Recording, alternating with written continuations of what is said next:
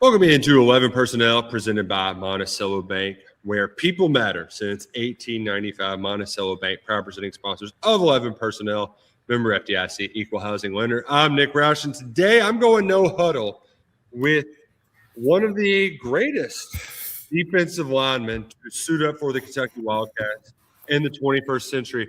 I had to look it up. So we still have some records, not all the records. A guy by the name of Josh Allen and Boogie Watson and J.J. Weaver. They knocked you down some, Jeremy Jarmon, but you're still on there. Still seventh in sacks. Still, we had 30 TFLs. Okay, J.J. got you there. So that you were top five until J.J. got there. But 9 straight games with the TFL. That's more than pass score Josh Allen. So you did beat the Joshes in one thing. You still got that spot in the UK record book. And we don't have to bring up what would have happened in 2008 if you had another year. We know we'd be at the top of that record book. But Jeremy Jarmon hanging out with us today talking Kentucky football. So you still think you could suit it up out there? Go. Absolutely not. Let's not even entertain any of that. Pete Nocta, he asked me that question. He asked me if I still had some juice. I said, I might be able to help you in 1 or 2 red zone plays.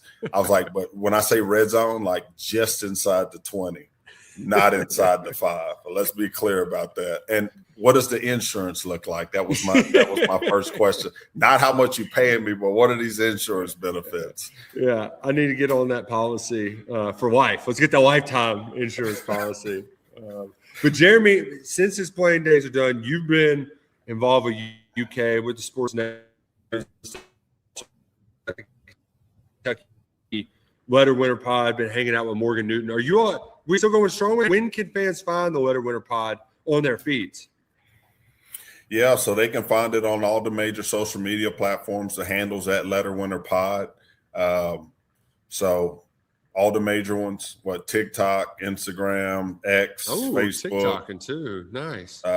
Some YouTube as well. Not as consistent on the YouTube, as we'd like to be, but we try to get some stuff up there. We having a good time. Morgan and I, we joke that this is episode 130, 131 because we had about 95 of them over the last 10 years that we just didn't record.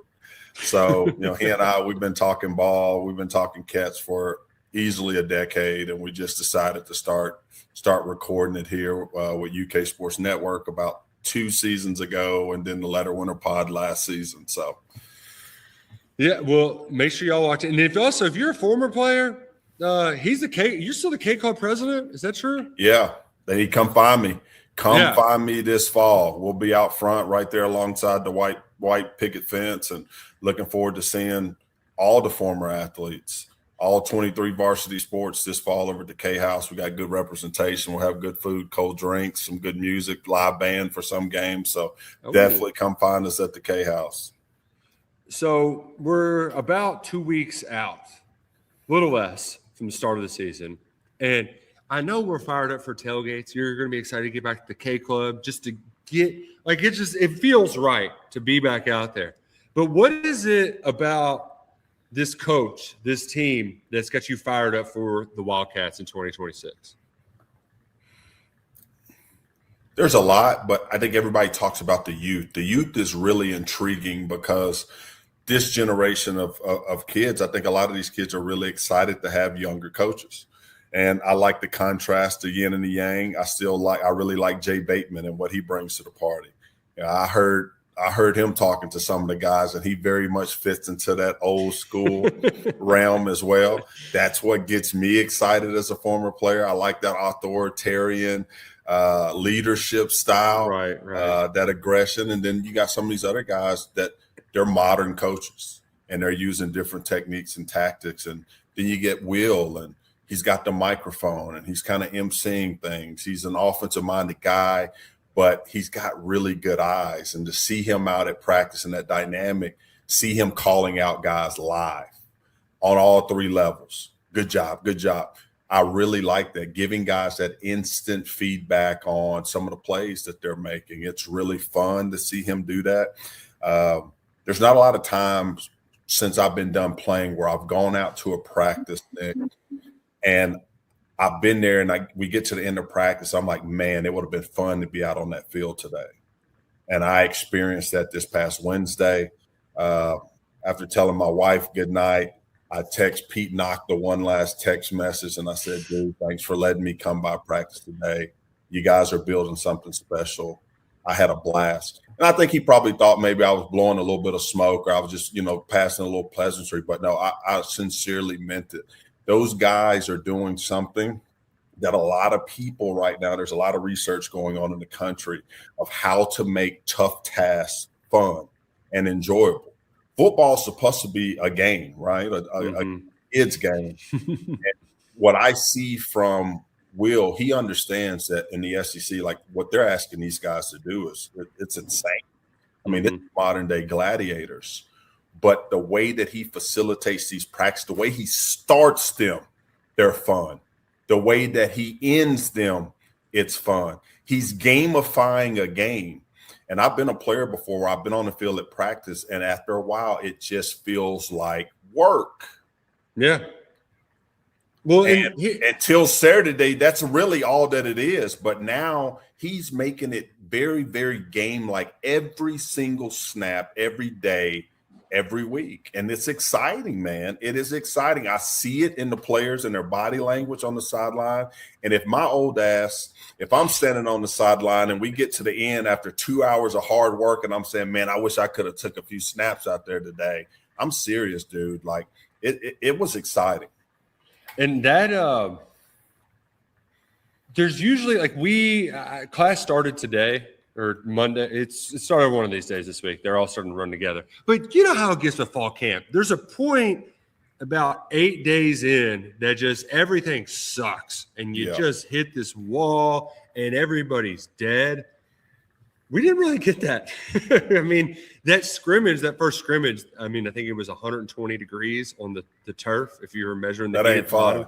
Yeah, like that. Maybe that was kind of close to, but they haven't had that point where they aren't excited to get back out there on the field. And to build that now, I think it's important because you want to talk about hard. Adding a ninth SEC game to the schedule, I think that's asking a lot more than what anybody understands. Like we say it, we know what it is, but I don't think anybody is truly ready for the demands that it's going to have on these teams. Nobody's ready. Nobody's having that conversation. Part of the reason why is because the people that are making those decisions, they're in the box and they're drinking White Claws and enjoying all these fancy hors d'oeuvres, these finger foods and snacks that are just amazing. I get lost in that game sometimes on game days, just looking to see like it's easy to make those decisions when you're not down there on the field taking 70 snaps and you're in the dog days of the SEC. You're out there playing these hunger games, Florida, LSU, Alabama, and you rattling it off. What's another one? Another one is significant. Mm-hmm. It really is. So let's see what the data says at the end of this year when we talk about, I'm talking about like as a whole, injuries, soft tissue injuries and those type of things, because that ninth game, brother. That's real. It's going to be a gauntlet. We've talked a lot about schedule. We don't need to talk about that. I wanted to get your expertise because this is your trade. And Jay Bateman, he's been pretty mum. Like, he doesn't want to give away state secrets. These coaches, they're all paranoid, right? But it's clear they're going to be playing more even fronts, more 4 down, traditional 4-3 look versus a lot of the 3-4 we got under Mark Stoops. You played 4-3 defensive end. You were a 5 tech, right, for the most part. And when they talk about, like, Myquise Humphrey-Grace, when they say, like, he's going to have some more freedom to go make plays, like, what does that tell you, and how will that feel? How will that look for fans when they're watching games this fall? Yeah, that's a really good question. What does that mean? That means that there's going to be situations where they tell Humphrey-Grace that you get to the quarterback and the linebacker or the safety is going to make you right. Just at some point on this pass rush or when you're making your move, you declare declare either inside or outside. Don't be lukewarm. Don't be half pregnant and you stay, butted up base to base on somebody. Declare, and then somebody's going to replace. So when you got a guy with his skill set and you're giving him that green light, you're just making him like a havoc guy up front. That's kind of the way that they did out in Denver. When you look at the Denver Broncos, they let those guys – they put those guys in the 4-3, and they let those defensive ends play super aggressive, crash inside at times, spin back inside at times, knowing that they got guys that are going to make them right. So when you got a guy like Humphrey Grace, he's got high football IQ. He's obviously got a high motor. He's a strong guy. He can do anything he wants. He can come back inside with a power move. He can stutter bull, knock a guy back. He can work the edge. And when you can do those things, why limit it in a system where, hey, you just got to stay outside? Let this guy show that he's got a high skill set and let him just figure it out. And I'm excited for him to be in a system where he's going to potentially be rewarded with that type of green light.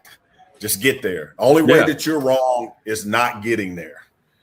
It's one of those things where, Mark Stoops was very much predicated on you stop the run, you get more rushing yards, you're going to win in this league. I think things have changed a little bit, but that worked very well, right? You set a hard edge, you read and react, right? You read and react. Well, it takes time, and sometimes the plays past you, or you're slow to get into your rush if you're kind of sitting back and playing sort of a wait and see game. So I like that they are like, if we're going to play aggressive, like we're going to get after you, and it's not just by blitzing. Like we don't have to go full. Who is that Saint, the bounty gate guy for the Saints? That was crazy, and he would blitz all the time. Give me a second here. Yeah, a few guys came from that system, but what was his name? And he went to the Jets, and they blitzed on the Hail Mary. We had a few guys came out of it. Greg Blosh was the guy that came out of that system, the kill the head, the body die type mentality. When you say the name, is it Greg something? Greg Williams. He was just like Dr. Blitz. Like it didn't matter. They blitzed on a Hail Mary play and lost the game. Like you can get pressure without having to blitz all the time. I think they're going to blitz more. But it's not just Humphrey Grace. There's some guys that are kind of twitched up in that interior as well who maybe didn't have the raw stats a year ago. But when you look at pressures, if I'm a quarterback, I can figure out how to get away from some guy who's chasing me from behind. I don't think quarterbacks like getting pressure from the interior. I think that's the worst kind of pressure they want to see. You're absolutely right, and that's an incredible observation. And I had the opportunity at the NFL Super Bowl a few years ago to ask Kurt Warner that exact question. Kurt, a guy like Von Miller coming off the edge or a guy like Sue up the middle, what poses the biggest issue for you? And he said, the guy in the middle, the guy that's close to me. He said, because he's pushing me off my mark at times in unpredictable areas. And it's happening right now versus I know that this guy's coming off the edge. I can slide this way, but the moment that the pressure's hitting you right there in your face, these A gaps, and you got the guy, he's been able to come back inside off of it, because that's a nightmare for a quarterback. The other part of this Kentucky defense that I think our fans are well aware of by now, Jeremy, but I don't think the SEC, at large, is aware that Ty Bryant and Jordan Castell, they're the most experienced guys in this group. How much can that just cover up, for the lack of a better term, when you have stuff go wrong in front of you, that you got two guys in the back that have pretty much seen it all? Yeah, and I'm really going to be curious to see exactly how they utilize these guys this year, and how aggressive they get, because you have guys like, to your point, high football IQs, a lot of snaps. Ty Bryant's been dependable since he got plugged in as a freshman. Yeah. I can go back and think back to Alabama game his freshman year and how he was coming downhill and making tackles, a few yards from the line of scrimmage. So he's a guy that's seen a lot of football, some really good football, tackled really well in open space. Think back to last year where he's making jumps in his pass pro, the incredible interception that he had against Ole Miss, where you see him pretending to kind of get sucked in a little bit, and then boom, he starts bailing out late, and he's able to get that big pick there against Ole Miss there. I think that was around the second quarter. I can't remember. But yeah, it was early on. Yeah, he baited him. The first one was just like right to him, but the second one, he got him. Yeah, that's the one, and that's the one that I'm referring to. When you have a guy have that kind of day in the SEC game and a matchup against an elite ball caller like Lane Kiffin, who thrives, and part of his mantra, we joke, is that he's the Prince of eye candy. Obviously, that's a double entendre, but he's a guy that is able to design plays to suck safeties into places that they shouldn't be, and that's what he lives on. So for Ty Bryant to one up old Lane Kiffin with that designed play to influence him there, which is where they wanted to go with the football, it shows that Ty Bryant's an elite ball player at that safety position. We talk about, Lane Kiffin, king of eye candy. I remember this time – Prince, okay. Yeah, there we go. I remember a year ago, Bush Hamden just kept talking about wanting receivers to step up to be the man. And then he went against Ole Miss and was like trying to motion them 100 times to get them open. How much do you think that having just superior play calling, superior coaching can help give this passing game some layups? I think it helps. It helps to an extent, but you also got to think about too, like some of these other programs, they're extremely well coached. As well as I do. That's SEC. True. Yeah. You hear the cliche, these guys are on scholarship too, but not just that. These guys got NFL, they got pros in their secondary. And anytime you start talking about trying to bait and influence and that you're going to pick on an SEC secondary, yeah, good luck. With a good defensive coordinator, and there's not going to be, any kind of evolution, any kind of tweaks, man. Like at the end of the day, having good players will make a really good defensive coordinator great. I don't necessarily like to think that there's people in our league consistently that are such great play callers with average players that they're getting this success. Like that's not going to hold up in this league, man. Like some of these dudes in this league, they defy odds. They make plays that they should not make. They get 4th and inch stops that all the data in the country collected over since 1881, when UK started playing football, says that you should get this 4th and inches, but it doesn't account for the fact that this guy's adrenaline on this 4th and 1 in the trenches, below the Mason-Dixon line, that he's about to blow this play up and look to the sideline like not today. So there's just so much that goes into it, man, on game days. And the coaching's super important, but the players, bro, and whether they believe in that stuff that Stein was talking about yesterday, that connected unit, guys that love each other, guys that are fighting for each other, super connected. That's powerful on game days. And you start seeing guys make plays that they didn't know that they can make. And once they start doing that and they see what they are, they see what the strength and conditioning coach, Coach Roberts, what he has started to turn them into, when they start to know that they're Frankenstein and that they've been crafted in a lab, that's where it starts to get really fun watching it from, anywhere in the stadium. I want to talk about one of my favorite playmakers on Saturdays. It's Modelo Especial. Jeremy, I know that on Saturdays you crack open a cold one. There's nothing better than an ice cold Modelo. The gold wrapper on the top of the bottles, you just feel elite, right? There are regular beers and there are elite beers. Make your college football Saturday elite with Modelo Especial. From the fight songs to the fans, the rivalry trophies, they're all better with an ice-cold Modelo in your hand. It's not just game day, it's tradition. And those who keep college football traditions alive, they all deserve a Modelo. Maybe with a little lime. I'll get the little lime shooters out. Oh, for sure. Yeah. Modelo, it's the official beer sponsor of the college football playoff. And now Modelo is teaming up with us this fall. Don't tailgate without it. Modelo Especial. Drink responsibly. Modelo Especial beer imported by Crown Imports, Chicago, Illinois. Here's the part that isn't in the ad, Jeremy. Like, listen, we're getting older.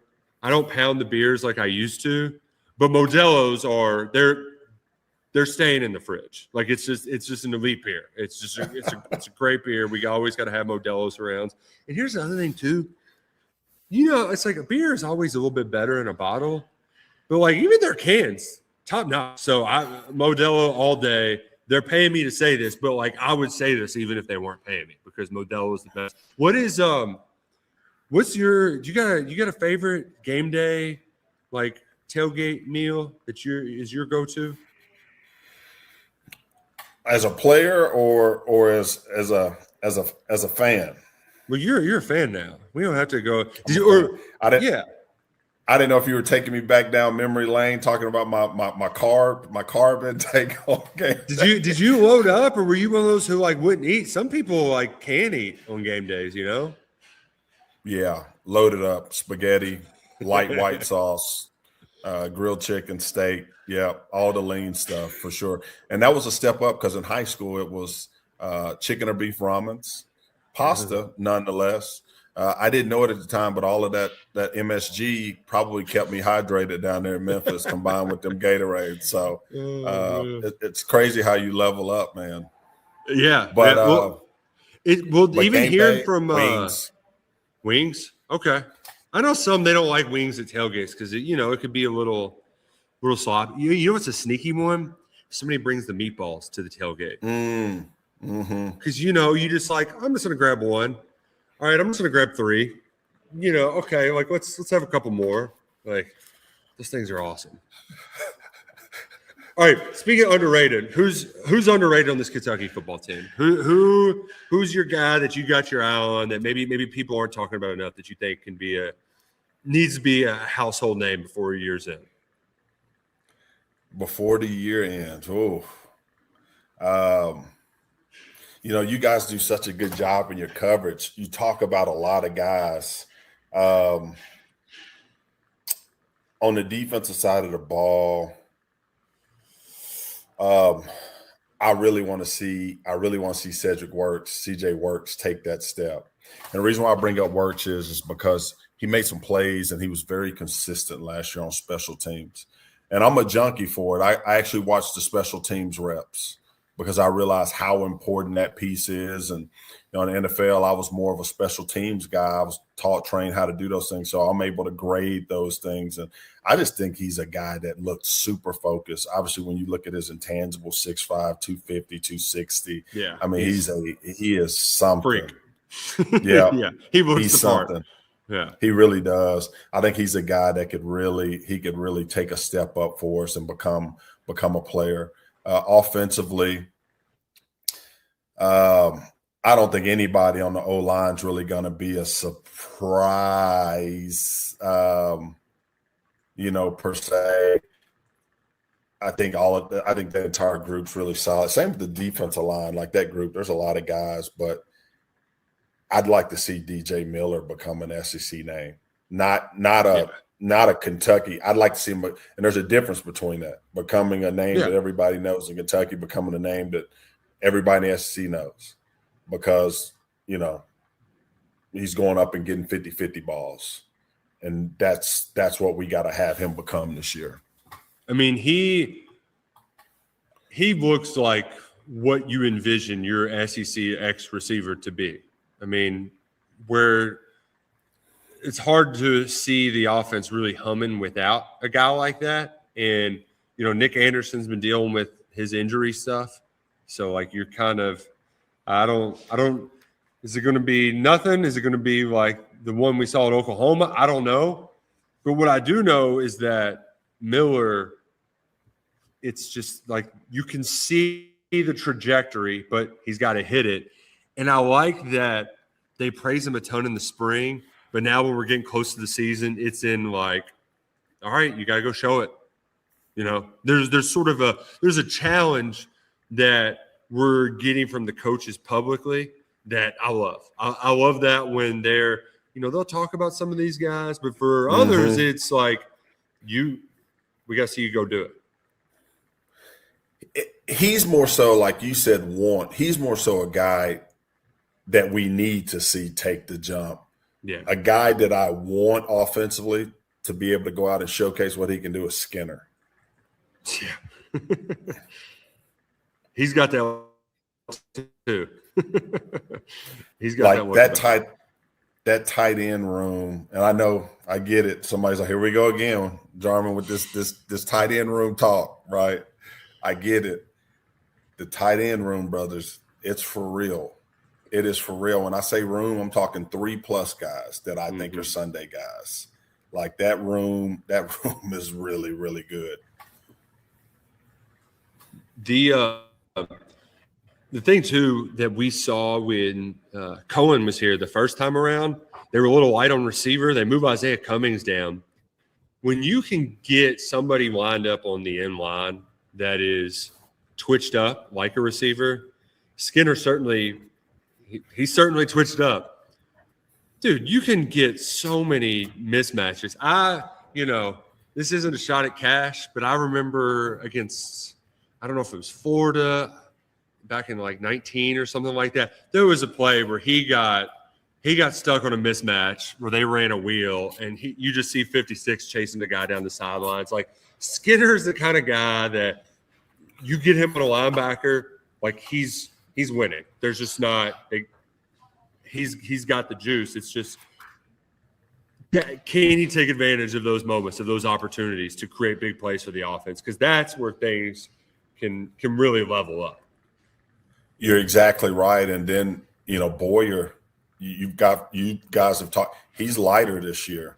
That doesn't mean that he's still not going to be effective in the run game, but he moves better in space this year. So when you talk about can a scheme help you? That's one of these situations where once you cross the 50 and you start throwing in some of these guys, some of these athletes that maybe a lot of people don't know about, it's going to be interesting to see how defenses adjust in some of these situations. To your point, can you get some of these preferable matchups? How will Alabama defend us if we go Jacks and we got 3 tight ends in the game? Are they going to treat all of these tight ends as tight ends? Are they going to match these guys up with, are they going to call dime and match these guys up with safeties? Well, that sounds like an opportunity to run the football down their throat, right?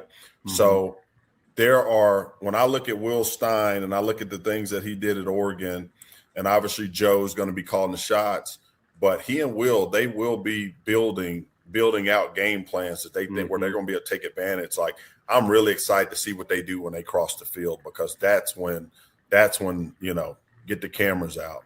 This group, when you talk about, elite play calls, putting together schemes that work, putting together targeting matchups, finding guys that may not be as skilled in space. We got some of the personnel, especially in that tight end room, to make things really interesting for people. And the other part too is those coaches trust Minchie to make advantage checks at the line of scrimmage. So it's not like you're walking into a buzzsaw. You've got a guy. Yeah. That doesn't happen much in college, Jeremy. That's an NFL thing. If he's going to be trusted to do that, then there'll be some of that week 1. They would already be doing it now, but week 1 they would be giving him the green light. I wouldn't expect that to start week 2. So we'll be curious to see if we're getting up to the line and making some checks and things like that, because there's big opportunity for him to grow, but we also got to taper our expectations. I mean, how many snaps has Kenny taken? And in exhibition play. And Will's the first time head coach too, so there's going to be some growing pains. But as we get out of here, I got to ask you, because this is what you got to do, Jeremy. You put your media head on. You got to give us a prediction. Win-loss, You got any upsets? What you got cooking? What do you think's in store for 2026? Cats going back to the postseason? Man, that's tough. To ask Will to put us in the postseason in year one, that's a tough ask, and I know that's not what people want to hear. I know it's not. You put me there, and I had to do it. This is why I'm the Big J. They pay me the big bucks. I got to ask for win-loss prediction. This is eating at you too. I can tell. It is eating at me because you got an O-line. You got an O-line that's going to keep you in games. Yeah. Yes. Like it raises the floor.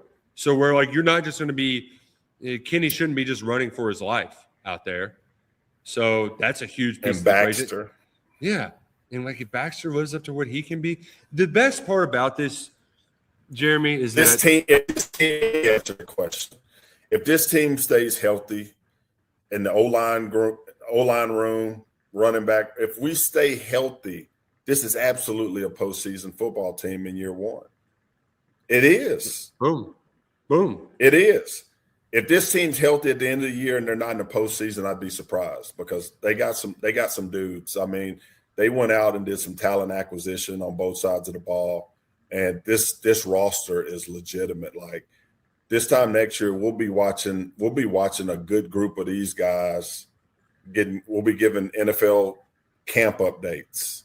Mm-hmm. And there's a direct correlation between that and wins on the football field.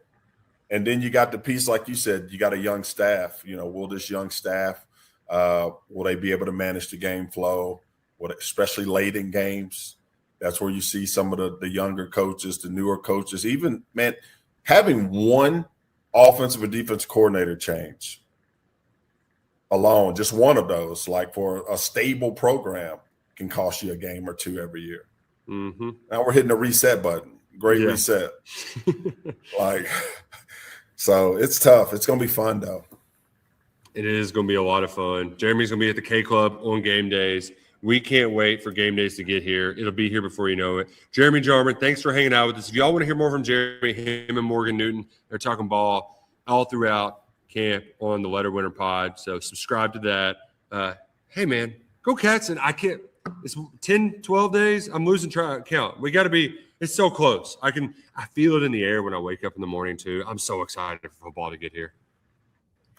It's here, bro.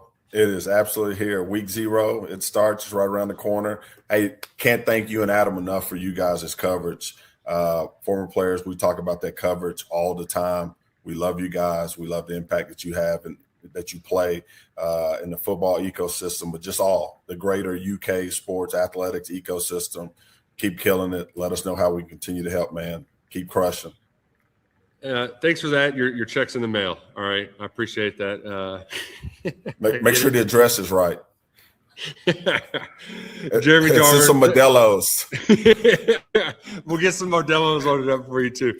Jeremy Jarmon, former Kentucky great. Thanks for going no huddle with 11 personnel.